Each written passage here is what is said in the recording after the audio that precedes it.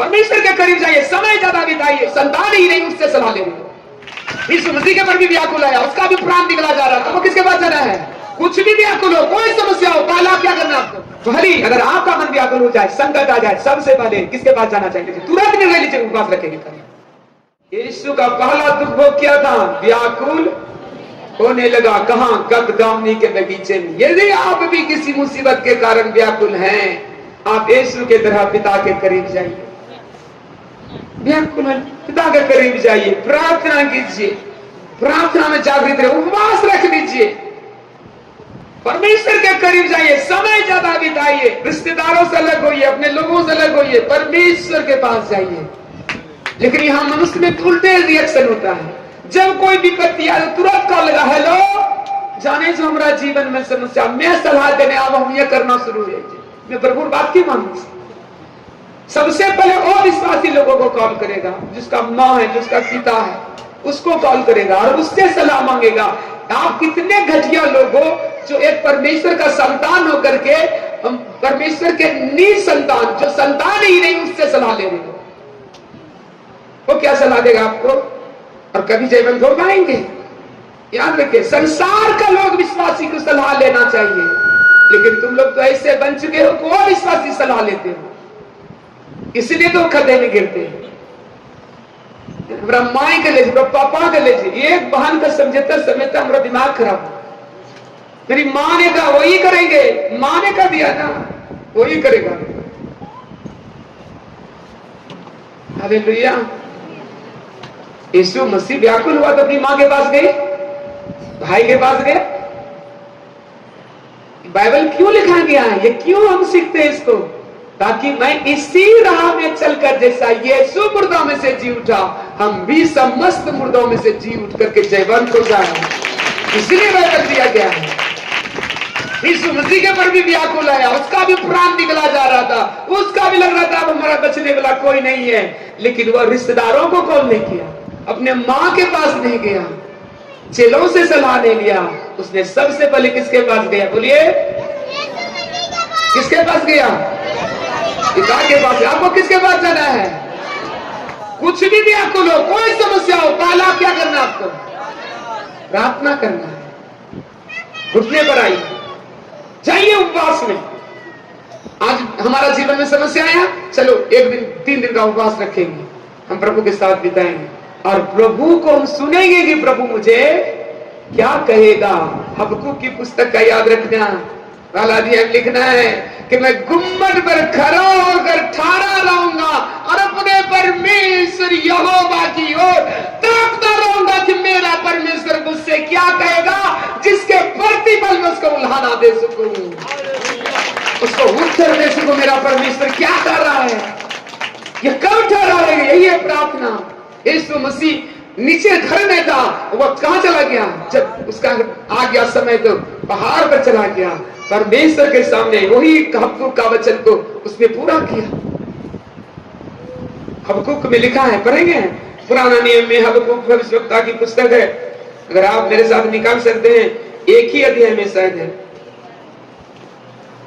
निकाल सकते हैं तो निकाल लीजिए।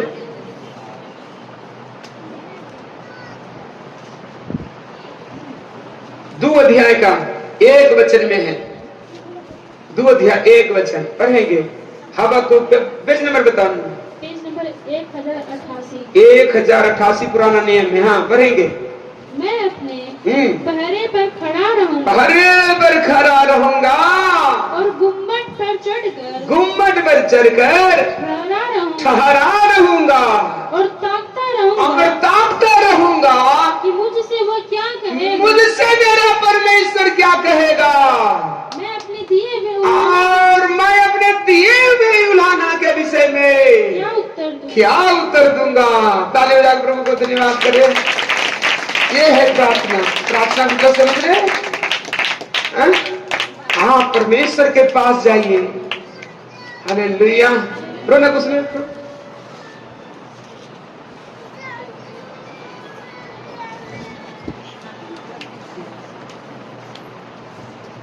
हालेलुया।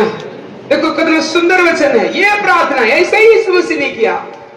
जब जान लिया कि मेरा समय आ चुका है, वह पहाड़ पर निकल गए प्रार्थना के लिए। और किसको लेके गए?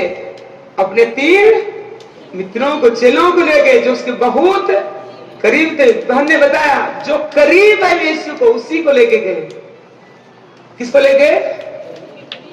हालेलुया। किस लिए लेके गए थे? उसको आशा था कि मेरा चेला मेरे लिए प्रार्थना करेगा पिता से, ताकि मुझे सामर्थ्य मिले। उसी तरह अगर आपका मन व्याकुल हो, तो आपका जो परमेश्वर में नजदीकी रिश्तेदार है, जो परमेश्वर में नजदीकी है, आपका विश्वासी भाई बहन, आप उसको ले जा सकते, उसको न्यूज दीजिए कि मैं बड़ा व्याकुल में हूं, मेरे लिए प्रार्थना करें। क्योंकि यीशु ने ही कहा है, जहां 2 या 3 मेरे नाम से इकट्ठे हो। यीशु मसीह ने भी इसका पालन किया। वो जानता था कि मैं कमजोर हो रहा हूं, इसलिए चेले की मदद लिया कि आप हमारी मदद करें। इसलिए बहन बोली ना, ये बहन, कि यीशु मसीह स्वयं परमेश्वर जरूर था, लेकिन वो मनुष्य भी था, इसलिए वो शरीर में कमजोर भी था। इसलिए उसने आशा रखा कि चेला हमको उस कमजोरी में हमारी मदद करे, लेकिन चेला मदद नहीं कर पाया। यह अभाग्य है उसका। यहां पर चेला नाकाम हो जाता है। हो सकता है ऐसा करे तो नाकाम हो भी जाए, लेकिन यह सिलसिला हमें रखना चाहिए। लेकिन हमें संपूर्ण अपना आशा, जिसको प्रार्थना का रिक्वेस्ट दिए हैं, ऐसा नहीं है। हालेलुया। आप जिसको प्रार्थना के लिए निवेदन भेजते हो, आप उस पर निर्भर नहीं हुई। कितना लोग क्या करते हैं, हाँ ये प्रॉब्लम है, वो प्रॉब्लम लिखा, व्हाट्सएप ग्रुप में शेयर कर दिया, हमारे लिए प्रार्थना कीजिएगा भैया, और वो खुद सो जाते, सोते रहते, खराटा मारते रहते। उसकी प्रार्थना नहीं सुनी जाएगी। याद रखें, प्रार्थना आप तभी दूसरों को रिक्वेस्ट करें जब आप खुद प्रार्थना में। समझ रहे हैं? कब काम करता है तुम्हारा प्रार्थना रिक्वेस्ट? जब आप खुद प्रार्थना में हो, और तब ये रिक्वेस्ट किसी और को भेजें कि मेरे लिए प्रार्थना कीजिए, तो ये प्रार्थना कार्यरत होता है। और आप प्रार्थना दूसरे को बता दियो मेरे लिए प्रार्थना कीजिए, आप खुद खराटा ले रहे हो, आप खुद ही तुम्हारी प्रार्थना नहीं कर रहे हो, कैसे प्रार्थना उत्तर देगा? इसलिए कई लोगों का प्रार्थना का उत्तर नहीं है। समझ रहे? हालेलुया। छोटा सा पैरों में दर्द, तुरंत कर लो, पास्टर जी पैरों में दर्द, प्रार्थना करे, तो खुद प्रार्थना नहीं करे। ऐसी नहीं, आपको सबसे पहले परमेश्वर के पास जाना है, आपको प्रार्थना वाला जीवन जीना है, और बाद में आप रिक्वेस्ट भेजिएगा। जब भी आपको समय मिलते, मेरे लिए 1 मिनट प्रार्थना कीजिए। देखिए वो प्रार्थना बड़ा प्रभावशाली है। हालेलुया। वचन पढ़ो, हबक्कुक 2:1 वचन। मैं पहरे की मीनार पर जाकर खड़ा रहूंगा, मैं वहां अपनी जगह लूंगा और रखवाली करूंगा। मैं यह देखने की प्रतीक्षा करूंगा कि यहोवा मुझसे क्या कहता है। प्रार्थना का मतलब क्या है? ये नहीं कि जाके बक बक बक बक बक कर देना प्रार्थना नहीं। ये प्रार्थना का मतलब है हमने जो कुछ मांगना था, जो आवश्यकता था, मैंने प्रभु को रख दिया है। एक लेटर में मैंने लिखा, मुझे ये चीज की जरूरत है, या मान के चले पेट में दर्द है, मैंने प्रभु से कहा मेरे पेट में दर्द हो रहा है, जिसके कारण मैं बहुत व्याकुल हूं, प्रभु मेरी दुआ सुनकर मुझे चंगा कर। मैंने अपनी ये प्रार्थना प्रभु को बताया। अब क्या करना है?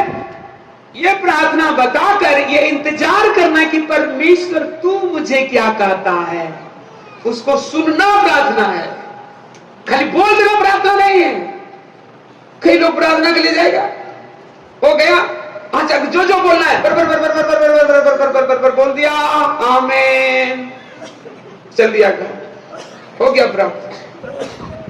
ये प्रार्थना नहीं है। कैसे प्रार्थना का बताया? मैं अपने गुम्मट पर खड़ा रहूंगा, मैं जाकर ठहरा रहूंगा और प्रतीक्षा करता रहूंगा, मेरा परमेश्वर मेरे प्रत्युत्तर में क्या उत्तर देगा, और उसको मैं करना है ताकि वह मेरे लिए पूरा हो जाए।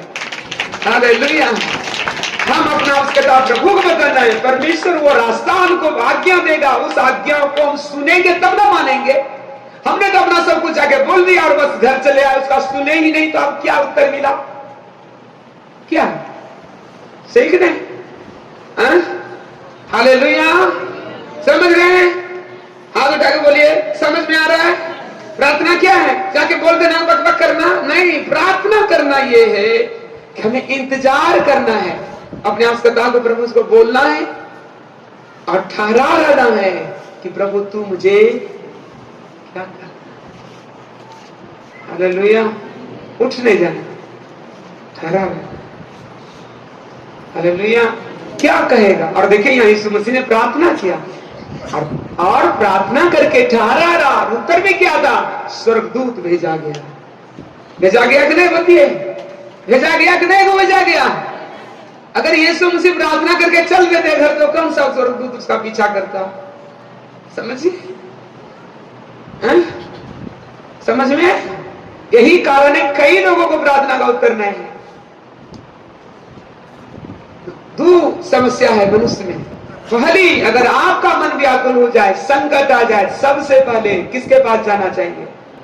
बोलिए, परमेश्वर के पास जाना चाहिए। किसके पास जाना चाहिए? हाँ, उपवास रख लीजिए, तुरंत निर्णय लीजिए, उपवास रखेंगे। आज से उपवास, आज संकट आया, जान गए, आज से उपवास मेरी शुरू। अंकुर निराला जी बता रहे थे, जब उसको पता चल गया कि मेरे जीवन में एक संकट आ रहा है, उपवास उस दिन से शुरू। अपने कलिसियाओं कह दिया, मेरे लिए भी उपवास रख, प्रार्थना करो, क्योंकि मेरा मन व्याकुल हो रहा है। और वो खुद उपवास में चले गए। हालेलुया। मेरे जीवन में सेम ऐसे ही मैंने किया। जब मैंने देखा कि मेरे जीवन में आ रहा है, मैं खुद उपवास में चला गया। कलिसियाओं बोल दिया, मेरे लिए प्रार्थना, मैं खुद उपवास में। हालेलुया। जब आप ऐसा करोगे, तब परमेश्वर अद्भुत तरीका से उत्तर देगा और तुम देखोगे उसके उत्तर को और उसकी महिमा करोगे उस परमेश्वर की। हालेलुया। ये प्रार्थना का उत्तर।